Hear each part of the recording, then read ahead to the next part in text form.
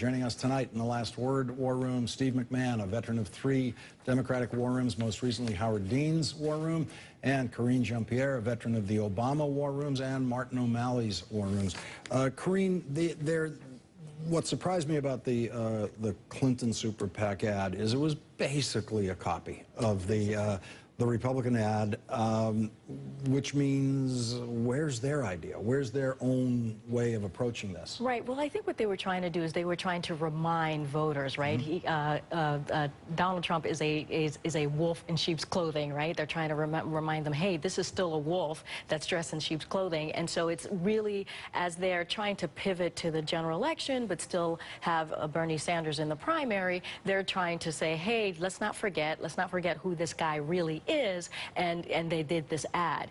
But I think the thing to remember is that what made us successful against Mitt Romney in 2012 is that we had one charge, right? All the Democrats had one charge, and it stuck, and it really worked on Mitt Romney.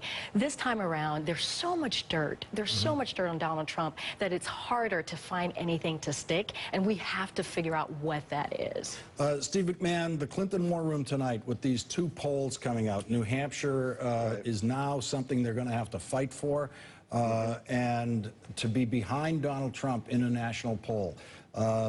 You know, only one poll, but we heard Jeff Garin polling for the Clinton Super PAC basically say he wasn't surprised by the Fox poll. He's saying we basically kind of saw this coming in our own polling.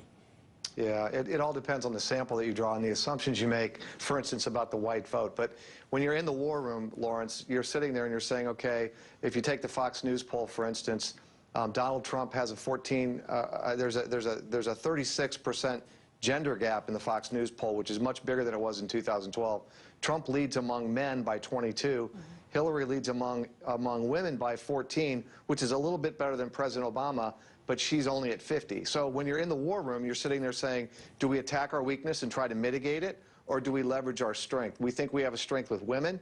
We're only at 50. We think we can take that number up to 56, 57. And if we can, we put it out of reach. So what they're doing is they're playing to their strength right here. They've got a 14-point lead in the Fox poll among women. They're going to try to drive that lead up to 16, 18, 20 points from 50% of the vote, which is where she currently is among women, to 54, 56. That makes it very difficult for Donald Trump if they can get that done. So that's what they're probably thinking in the war room tonight, and that's why they're going after these attacks on women that Donald Trump has made over time.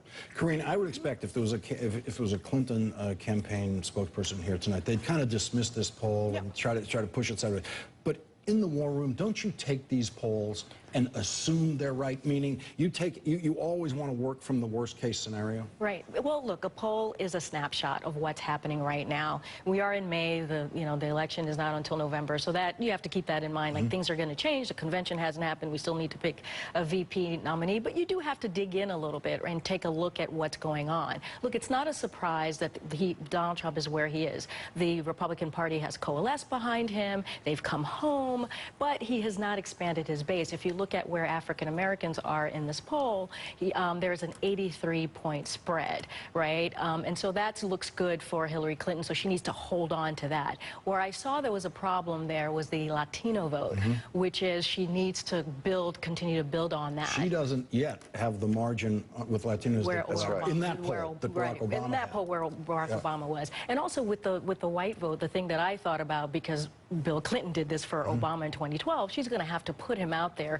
to help her with the white vote, because Donald Trump is certainly commanding that. Yeah. Steve, on this point of, I've always looked at the Hillary Clinton candidacies, even when she was running for Senate first time, as behaving like incumbent candidacies. And that's why I make the point that her number never goes up. That's the way it works with incumbents. If an incumbent starts off with 55% of the vote a year out, it's not surprising if they end up with 55. Whereas Barack Obama, when he was running against Hillary Clinton, he didn't have that incumbency sense to him. So his numbers rose while hers went straight down.